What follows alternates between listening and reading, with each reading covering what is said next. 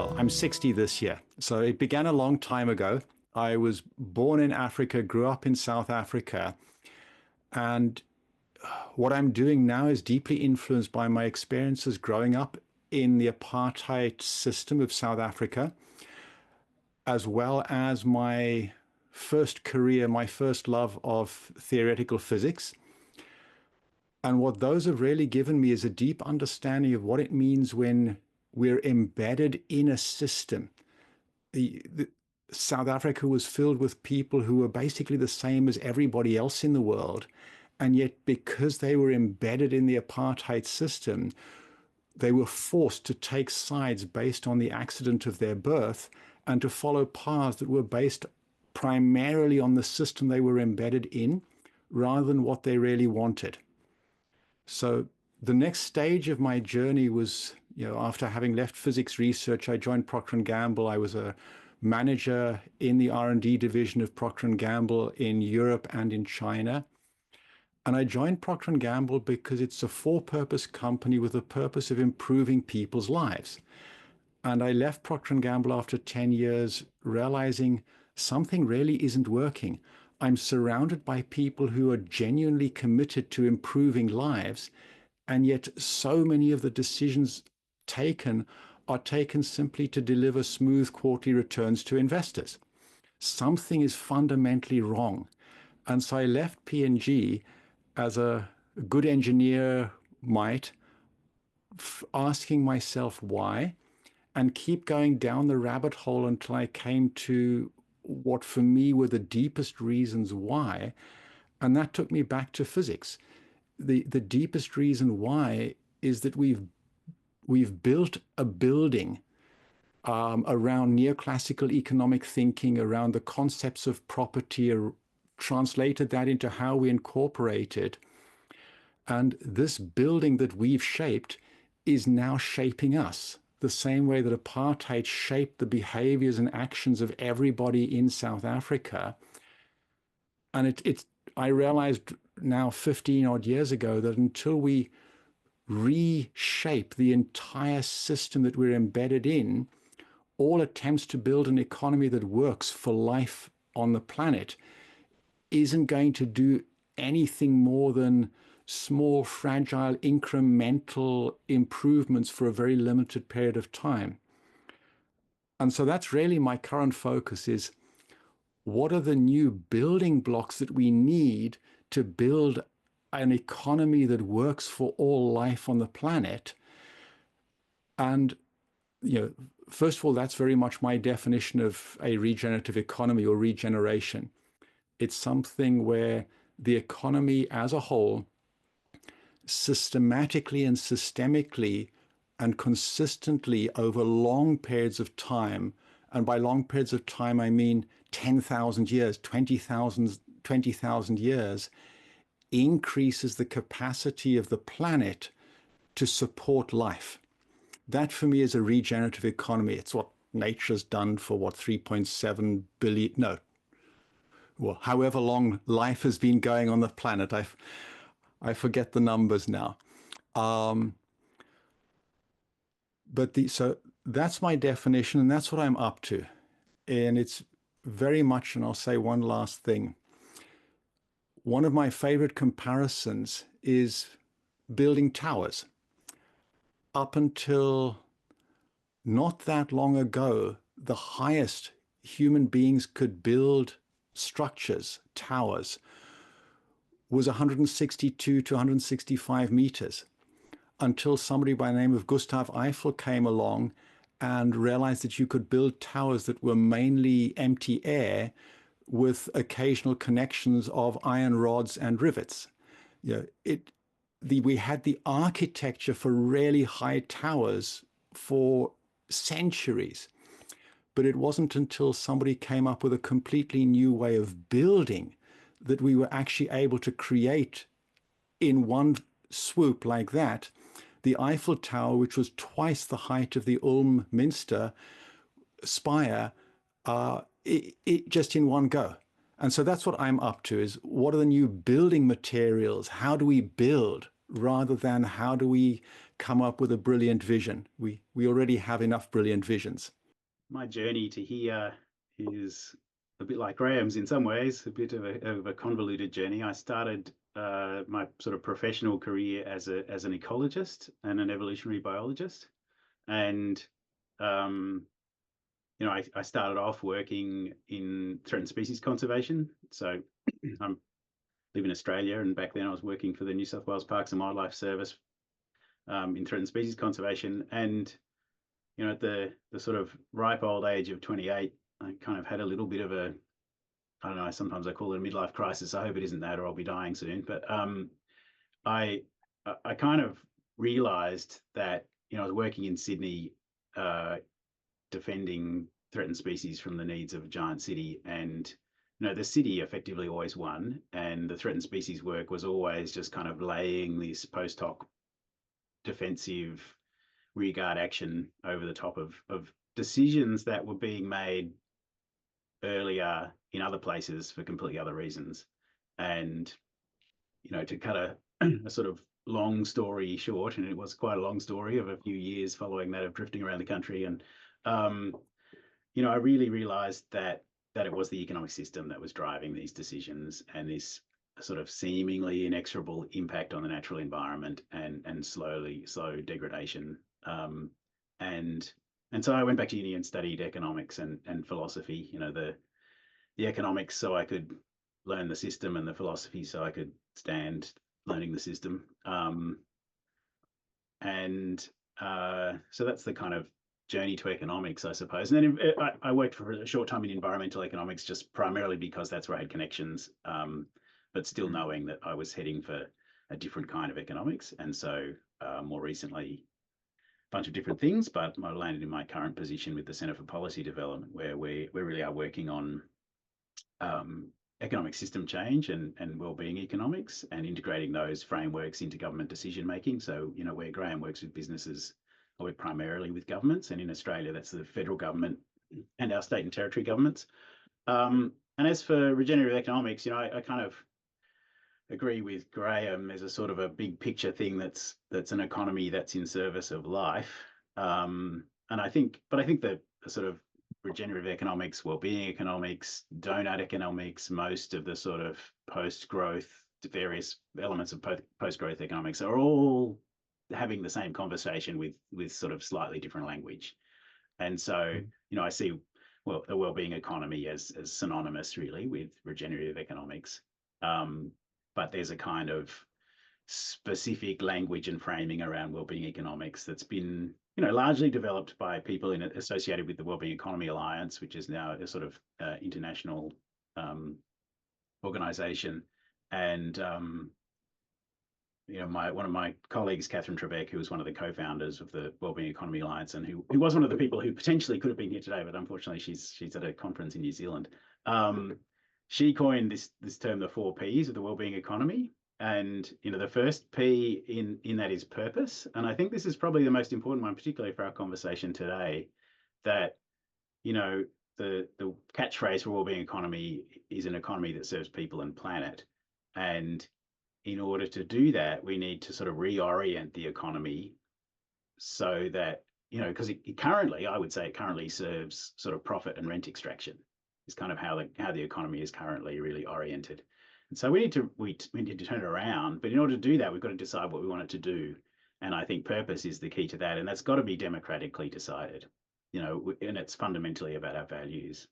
What do we want for ourselves now and for future generations is a sort of question that we're urging the federal government in Australia to ask nationally of the population, to hold a national conversation about the Australia that we want for ourselves and future generations, and then to orient economic policy around the results from that survey and the values that emerge from that survey. So, they did quite a similar process in Wales in the lead up to passing their Welsh Wellbeing of Future Generations Act. They had a national conversation about the Wales that they want, and emerging out of that came 7 wellbeing goals that were legislated into the Future Generations Act, and then all public bodies in Wales were sort of made responsible for working on all 7 of the goals. And that's comes back to another sort of principle of the wellbeing economy, which is that it's holistic in its thinking.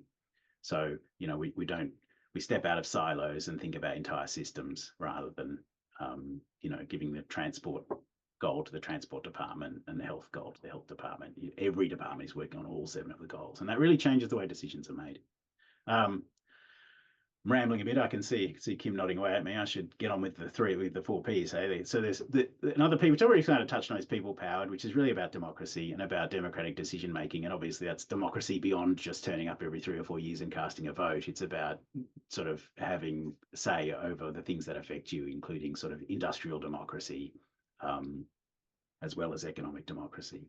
So, really being involved in deliberative decision making about the things that affect people.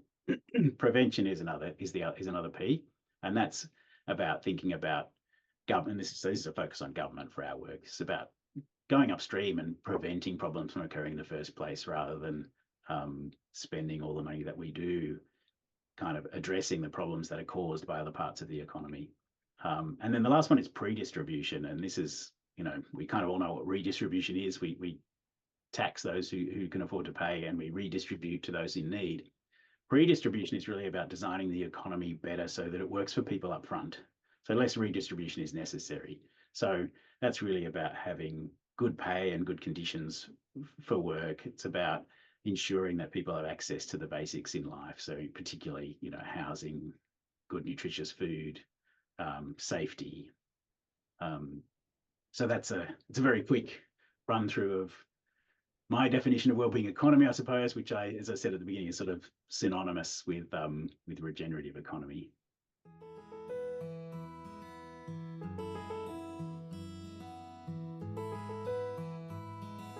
A central question is to recognize that everything that any of us is doing with our money, with our time, with any of the capitals we have, is actually an investment decision.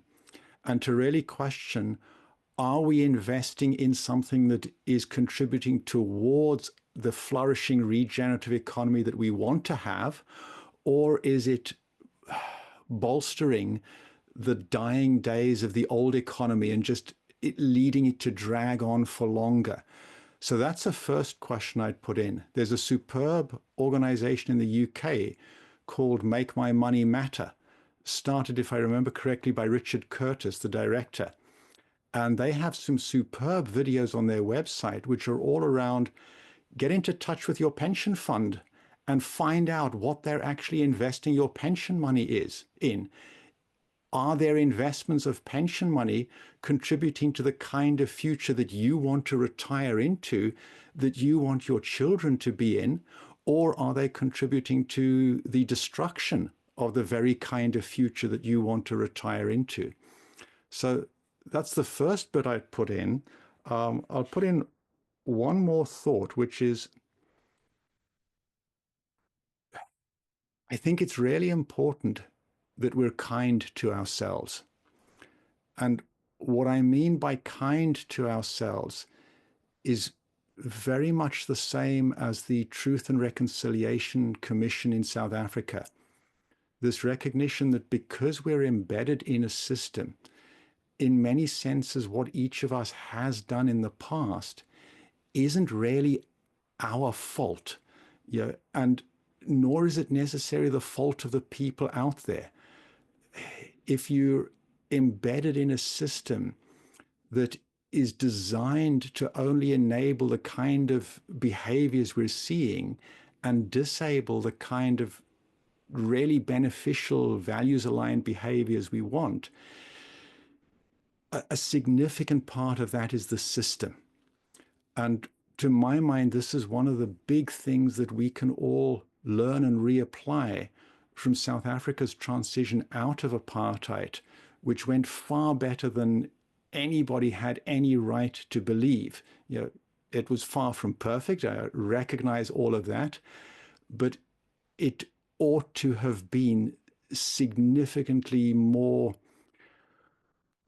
painful, let me put it that way. And it was because of this recognition of the impact of the apartheid system that everybody was embedded in. And so that's one thought that I'd put in. It really is, let's be gentle with ourselves. Let's recognize that it's the system we're embedded in that is a key part of that. And the necessity going forwards is to rebuild the system from the ground up.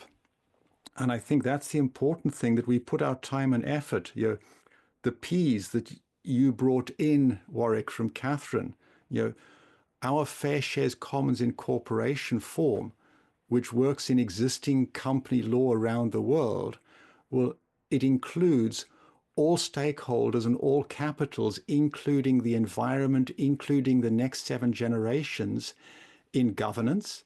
They all have a fair share of the governance power. It's not just centered in financial capital. And so that means that when its purpose is to genuinely lead to regenerative outcomes, there is the democratic governance power across the entire organization at a micro level rather than at a state level to enable that to happen. And because you have stewards representing nature, representing the next 7 generations with voting rights and veto rights, you actually have a huge level of power to prevent the company doing things that might later need to be repaired. And the last thing I'll come to in terms of pre-distribution, well, in a business, there's not much you can do for pre-distribution of financial capital because you need to generate it before you can distribute it. But you also have that mechanism in there for distributing the profit across all capitals. So I leave that just as an example before I shut up for a bit, that there is a huge amount that we can already do within existing legislation to build a completely new system that functions differently, and because it functions differently, delivers fundamentally different outcomes. We do not need to wait for legislators to develop new laws, for policymakers to develop new policies. As is often the case, the policymakers, the legislators follow what everybody is already doing. And within law, we have far more capacity to do than we tend to think of, primarily because we keep forgetting that what's written in law, it's only what's actually written in law that is the law, not everything else that we believe the law implies. So it's important to go to what the law actually really forbids. And if it doesn't explicitly forbid it, just go off and do it. I mean, there's lots of different ways to respond to the question in a way. But perhaps, this is also preemptively partially addressing one of the questions that was in the chat, which was really about, can we really reform this neoliberal system? And addressing issues of power. Right now, across much of the sort of rich Western world, there is enormous disaffection with the existing political and economic system. And I think, it's that disaffection that primarily, in my opinion, explains the Trump phenomenon. The challenge there is that the sort of progressive side of politics doesn't have a clear offer that addresses that disaffection. And, so Kamala Harris represented business as usual, basically, and Trump represented something else. And I don't for a minute believe that proportion of Americans really want what Trump is going to deliver. They just wanted the something else. They wanted not this. And so I think there is an opportunity right now, because of that high level of disaffection with the current system, that there's an opportunity to present alternatives. And that's the challenge, is to present, a sort of coherent narrative and story about positive economic change, as opposed to a sort of populist hearkening back to imaginary times of the past, that that is quite, you know, it's a well practiced playbook for the populist right that works in sort of appealing to that the sort of disaffection that's around at the moment. And you know, there has to be developed an alternative to that, or that's kind of where we're going. So I feel like, you know, change is coming right now, whether we want it or not. And so we need to sort of step up and play a part in being the architects of that change. So Trump, if he does what he says he's going to do, is actually in the process of dismantling some of that neoliberal economic order. And you know, who knows what the results of some of that will. But you know, some of the orthodoxy is just being thrown out, especially when you look at things like tariffs and the sort of international order. So things are sort of cracking and crumbling as we speak, but the sort of form they take in that process is, you know, up to us to take action on.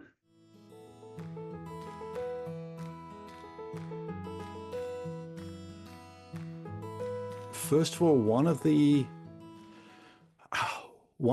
principles and practices that I attempt to consciously make good use of is that the opposite of a deep truth is not necessarily a falsehood.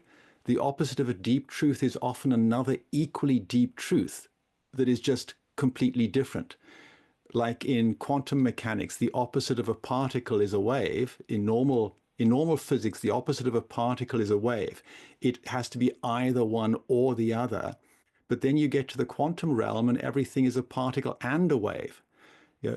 So in that sense, I firmly believe that we can change the existing neoliberal system, and we can do it by hacking the existing neoliberal system. We can use many elements of the existing system as the building blocks, the stepping stones to a new system. And one of the things that gives me hope in that is, well, on the one hand, I look at nature as an economy. It's an economy that runs on energy as the primary capital and carbohydrates and fats as the primary currencies. It does a superb job of redistributing the capital of energy across all of life, getting this capital to where it's needed. So we have a superb example in nature of an economy that has worked superbly well ever since life began on the earth. And that's my model. And where one of the things that I sometimes consciously manage to bring to mind in my times of deep despair, and I often am in deep despair at where we've got to now and where we could have ended up had we only listened to people like Eunice Foote in the 1850s, where she pointed out that carbon dioxide increases the planet's temperature. Had we listened to the newspaper headlines in 1912 pointing out that burning coal was going to change the climate. You know, had we listened to those headlines of over 150 years ago, we'd be in a different place. But what gives me hope is history is littered with situations. You know, think of Germany and the German Wall. Think of South Africa and the apartheid system. History is littered with situations where power and wealth were concentrated in the hands of a few, where nobody could see any possibility of that changing until they woke up the next morning and it had changed. I feel like there's almost two very divergent answers for me with this question. You know, one is that I think at some level I disagree that money is at the core. I think, you know, there is almost, you know, going back to Kim's comment, there's almost too much attention paid to money, to the point that people look at money and it blinds them to what's going on in the real economy. And, you know, Kim's point about reliance on profits for superannuation. So superannuation is our retirement investment funds here in Australia. And the purpose of superannuation being set up, it's compulsory here to contribute to superannuation, and the purpose of setting that up was to save the government money in pensions. And the idea of the sort of aging population and retiring baby boomers and all of that kind of stuff, that this would reduce the burden on taxpayers. But this sort of focus on money, as I said, is distracts from the fact that, if every baby boomer retires with $1 million in superannuation, and then, which is kind of, around the goal of the sort of amount that people should have, and then starts spending it, well, where do those goods and services come from? Well, they come from the remaining working age population. So in the end, those retirees are dependent on the current taxpayers anyway, because they're competing for goods and services with the working age population. Or, of course, you're purchasing from overseas, and in that case, you're likely to have an impact on the exchange rate and potentially erode purchasing power anyway. So the only way that a whole country can save for the future is to invest overseas in other countries, which is kind of the Norway approach. A lot of their money is invested in other countries. But then, of course, you're relying on the working age population of people from other places in the future. So it's a zero-sum game. And so actually the focus for sort of future-proofing the economy is on our capacity to look after those people in retirement, not on how much money each individual has. It's about the sort of distribution of access to real goods and services. And so that's, on the one hand, my comment that, the focus on money is a bit of an exaggeration, but on the other, of course, is that money is very critical in our current system, and the way that the money system is structured does really drive a lot of what happens, and a lot of extraction, and as you said. So yes, I mean, I'm very unusual in as an economist in really doubting the value of an independent reserve bank. Yeah, so I mean, I definitely think that there's need for reform of the monetary system. I was just saying, I sort of question the whole model. That's a sort of sacred cow of economics, which is the independence of monetary policy and independent central banking. I don't buy the idea that something as important as the monetary system should be removed from democratic scrutiny and outside democratic control. There's this sort of technocratic argument that it's too important to let the people decide. Well, I mean, that's a profoundly anti-democratic argument. So yes, the whole system of bank money creation is another thing that certainly needs to be questioned. And for those who don't know, the simple version of that is that banks create money every time they make a loan. Our money supply is primarily created by the private banking system. And again, something as important as the money supply, should it just be a supply and demand thing that's controlled by private banks? I think it's something that we should certainly talk about, rather than just flies under the radar, where people think that banks are just lending out the money that they're loaned by depositors. But the monetary system really does not work like that. 2 points I want to put in. Yeah. The first one is expanding on what Warwick has said, and I'm very much in agreement with him. I do think that we have a bit too much focus on money, and what that in some sense leads us to not put enough attention to is, I define money as positive interest bank debt. It's a currency centered around financial capital, and it's designed to track how capital goods like factories and machines change in financial value over time.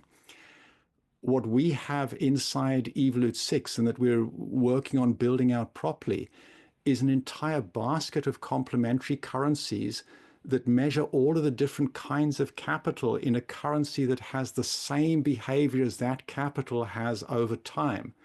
So like the Japanese have a Fureikipu currency, which is time-based and has zero inflation, zero connection with how much money you earn in your job. We work with time currencies and things like that. And it is essential to build a regenerative economy that we get away from trying to use a currency that is designed for financial capital as the medium of exchange, the medium of storage, and the medium of accounting for all other kinds of capitals. We have to have an entire basket of currencies. So that's the first point I want to put in. But the second point is something really, let's say, really deep.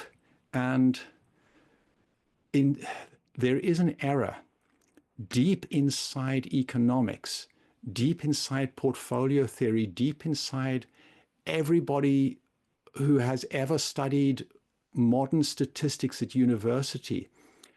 And that error is everything that changes over time, be it the health of my body changes over time, the amount of money in my bank account changes over time, the profitability of a business changes over time, the biomass on a pond, the biomass in a bioregion, all of that is something that is changing over time.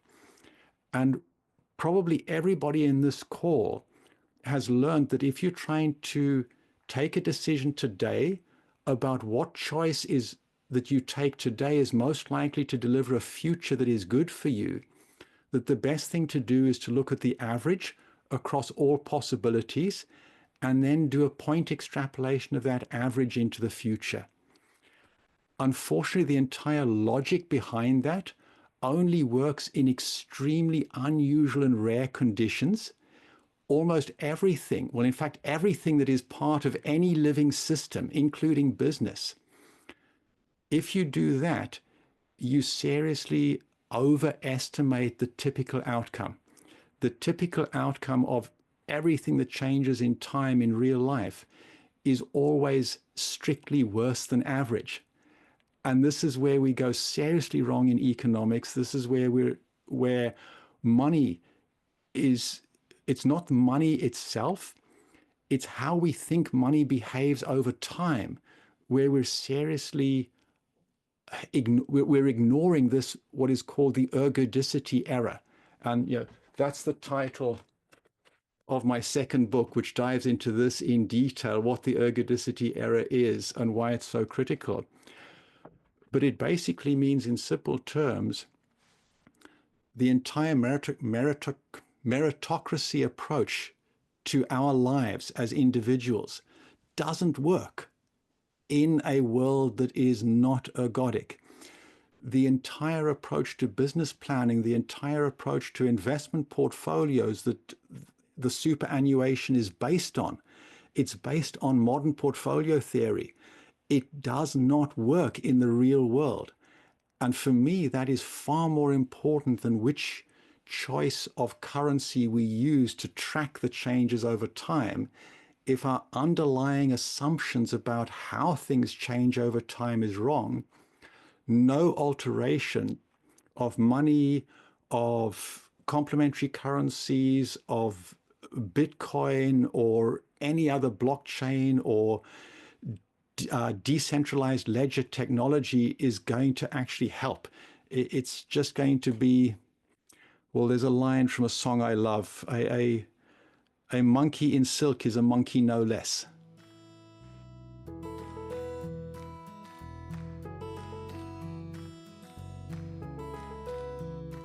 I think my closing reflection is, slightly echoing something that Graham said, which, when he talked about Germany and South Africa, and just acknowledging that these big, profound shifts have happened in the past. And, following World War II, we created a different global economic system that, we wouldn't want to go back to exactly that, but that led, in places like Australia and many other places around the world to sort of 25 years of growing prosperity and shrinking inequality, and greater gender equality, and this sort of steady progress through a whole lot of different fields. And that change happened because groups of people got together and came up with new ideas and prosecuted those ideas, and they took advantage of a the aftermath of a terrible situation, obviously in World War II, to sort of say, their main argument was, during the World War, we had full employment because of government spending. If we can do that in wartime, why can't we do it during peacetime? And in Australia, and in some other countries as well, they wrote plans to do that at the end of the war, and then they implemented them, and we had 2% unemployment in Australia for 25 years. And that led to really radically increased worker power, and therefore the reducing inequality and all those things. And those were intentional changes made by people thinking about the economic system, just like we're here thinking about the economic system and thinking about other ideas and other options. So that's my kind of hopeful closing message is, I do think it's possible, and I do think we can stand up to power, but we don't do that by, making our own little individual choices in our lives and what we consume and that's not how we stand up to power. Those are good things to do, and they're important as part of as players in the system. But we stand up to power by working together and through solidarity. And, that's the only way you stand up to great wealth and power is en masse. Perhaps I'll build on that by saying the big question that I was asking myself at the point where I left my managerial role in Procter & Gamble, I was asking myself, well, I'm seeing what is happening. I'm a physicist. I recognize phase transitions long before the signals are really visible. So I can see where we're heading. And I was saying this to myself in the late 90s, early 20s. And I joined P&G thinking that would be the place where I could actually make a difference because of its purpose to improve people's lives. And as it became more and more clear to me that, yes, I was earning a really nice, comfortable salary, building a really nice, comfortable pension plan, but on the other hand, recognizing that that pension plan would be worthless if the economy collapsed at around about the time frame that I was expecting it might collapse, I really started asking myself, of all of the things in my life that I have, that I am keeping to one side, that I'm not investing in the future I know that I want to have. Out of all of those things that I'm protecting and not investing, what am I going to say to myself in 20 years' time, in 30 years' time, when I'm on my deathbed? Will I regret not investing everything that I have and everything that I am towards the work of building the future that I believe in? And so that's the thought that I'd like to leave with, is all of these big changes that we've referred to happened because certain individuals invested everything that they have, everything that they are, towards the change that they wanted to see. And I think it was George Eliot who said, I don't recognize, or something along the lines of, I don't recognize the courage of somebody who does something with high certainty of success, but I really respect the courage of somebody who does something despite there being no certainty of success.